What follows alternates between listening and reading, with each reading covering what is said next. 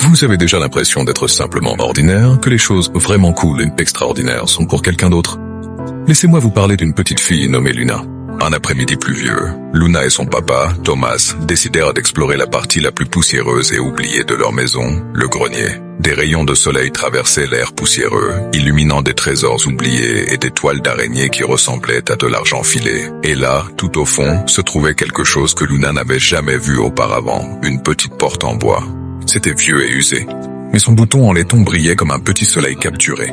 Le cœur de Luna battait d'excitation. Une porte secrète. Cela devait mener quelque part de magique. Elle saisit le bouton avec ses deux mains et tira encore. Mais il ne bougea pas même d'un millimètre. Elle s'effondra sur le sol, les épaules affaissées. Peut-être que cette porte n'est pas pour moi, soupira-t-elle, sa voix à peine un murmure. Je suis juste ordinaire. Thomas s'assit à côté d'elle, les vieilles planches du sol gémissant en protestation.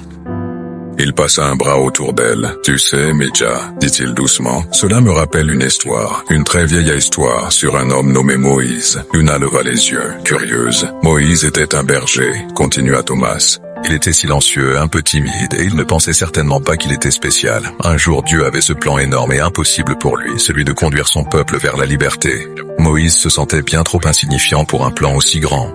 Il a dit à Dieu, « Je ne peux pas faire ça. Je ne suis pas un bon orateur, je ne suis pas un leader, je suis juste moi. » Alors, qu'est-ce qui s'est passé? Demanda Luna. Eh bien, Thomas sourit. Dieu lui est apparu dans un buisson ardent, un feu qui ne consumait rien. Et Dieu n'a pas dit, « Tu as raison, tu n'es pas assez bon. » Il a dit, « Je serai avec toi. » Moïse n'avait pas besoin d'avoir toutes les réponses ou toute la force. Il devait juste faire confiance au fait que Dieu serait avec lui à chaque étape. Il regarda Luna, les yeux pleins de chaleur. La clé, Luna, ce n'est pas d'être le plus fort ou le plus intelligent. Ce n'est pas une question de talent. La clé est d'avoir un cœur prêt à faire confiance à Dieu, même quand on se sent petit et que la porte semble bloquée.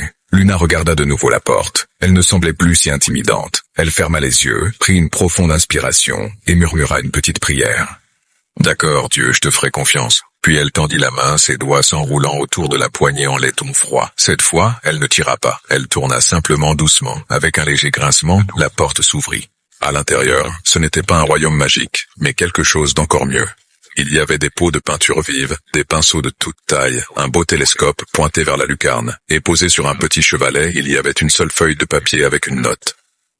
Il disait, « Commence ici. » Cette nuit-là, Luna n'a pas seulement regardé les étoiles, elle les a peintes. Tourbillons de bleu nébuleuse, éclaboussures d'argent et d'or. Ce n'était pas parfait, mais c'était le sien. C'était son étincelle, le début de quelque chose d'extraordinaire. Parfois, les plus grandes portes de nos vies ne s'ouvrent pas parce que nous tirons plus fort. Elles s'ouvrent quand nous arrêtons enfin d'essayer de les forcer et commençons à faire